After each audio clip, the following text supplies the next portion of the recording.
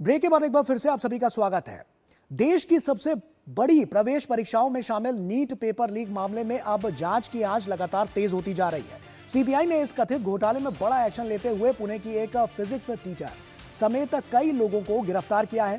आरोप है कि परीक्षा से पहले प्रश्न पत्र और संवेदनशील जानकारी को संगठित नेटवर्क के जरिए लीक करने की कोशिश की गई, जिसके तार अलग अलग राज्यों तक जुड़े हुए बताए जा रहे हैं। अब तक इस मामले में 11 आरोपियों को गिरफ्तार किया जा चुका है और जांच एजेंसियां लगातार इस पूरे नेटवर्क की परतें खोलने में जुटी हुई है।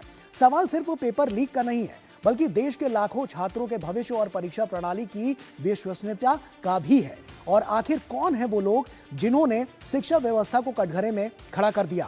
कैसे काम करता था ये कथित नेटवर्क और क्या इस मामले में अभी और बड़े खुलासे होने बाकी हैं? इन तमाम अहम पहलुओं पर लगातार बड़े खुलासे होते हुए नजर आ रहे हैं और लगातार इसके लिए हम देख रहे हैं कि जो ताबड़तोड़ एक्शन है वो लिया जा रहा है कि आखिर ये पेपर लीक क्यों हुआ, कौन कौन इसमें शामिल था, किस तरह की गतिविधियां रहीं और उसके बाद छात्रों के भविष्य के साथ ऐसा खिलवाड़ दोबारा ना हो पाए, इसके लिए लगातार जो एजेंसियां हैं वो काम करती हुई नजर आ रही हैं। तो आइए आपको बताते हैं कि फिजिक्स की मास्टरमाइंड किस तरह से गिरफ्तार की गई है। यह अपने आप में बहुत बड़ी पहल को दिखाता है, क्योंकि नीट केस में सीबीआई का बड़ा एक्शन नजर आया है। फिजिक्स पेपर लीक मास्टरमाइंड गिरफ्तार हुआ है।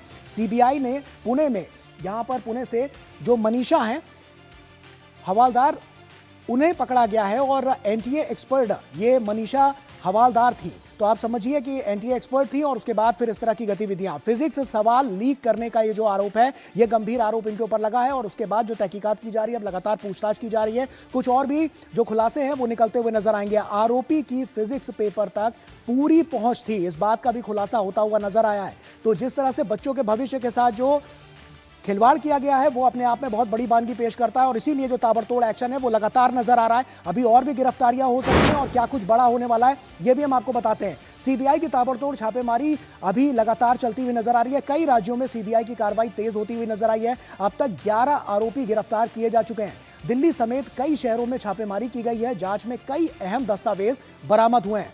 बैंक स्टेटमेंट और डिजिटल सबूत मिले हैं। लैपटॉप, मोबाइल, इलेक्ट्रॉनिक डिवाइस जब्त किए गए हैं और इलेक्ट्रॉनिक डिवाइस की फॉरेंसिक जांच लगातार जारी है। तो आप समझिए कि कितना बड़ा ये घोटाला और उसके बाद से जो लगातार स्थितियां रही है, जांच एजेंसियां कितनी सतर्कता के साथ लगातार काम करती हुई नजर आई है। ये सब कुछ इसलिए हो पाया है कि लगातार जो फोकस किया गया था उसी के अंतर्गत अब ये जो जांच का दायरा उसको बढ़ाया जा रहा है। और इसके अलावा भी तमाम ऐसे राज्य जहां पर चप्पे चप्पे पर नजर रखी जा रही है और इसके अलावा भी जो तमाम लगातार जो स्थितियां रही हैं वो किस तरह से क्या कुछ इशारा कर रही है वो साफ तौर पर बताती नजर आ रही है। तो आप इस बात को समझिए कि तमाम ऐसे इलेक्ट्रॉनिक डिवाइस है जिसको जो जांच है उसकी फॉरेंसिक जांच की जा रही है, मोबाइल फोन है उसकी फॉरेंसिक जांच की जा रही है और हर एक तथ्य को खंगाला जा रहा है कि आखिर इतना बड़ा लूप होल कहां से आया, किसकी वजह से हुआ, कैसे जो संदिग्ध थे उनके खिलाफ जो कार्रवाई है वो आगे बढ़ाई जा रही है। और यही वो मामला है जिसने लाखों छात्रों के भविष्य के साथ खिलवाड़ किया है। तो ऐसे में जो लगातार एजेंसियां हैं वो सतर्कता के साथ काम करती हुई नजर आ रही हैं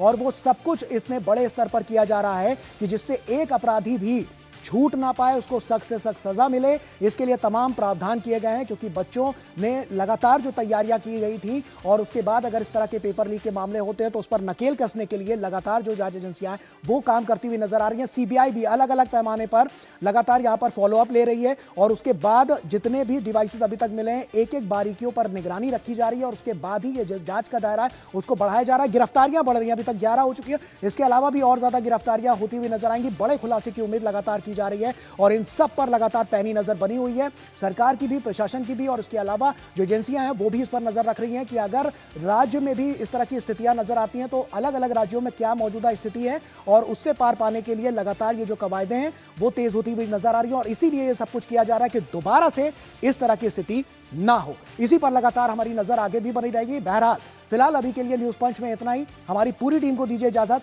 आप बने रहिए डीडी न्यूज के साथ। नमस्कार।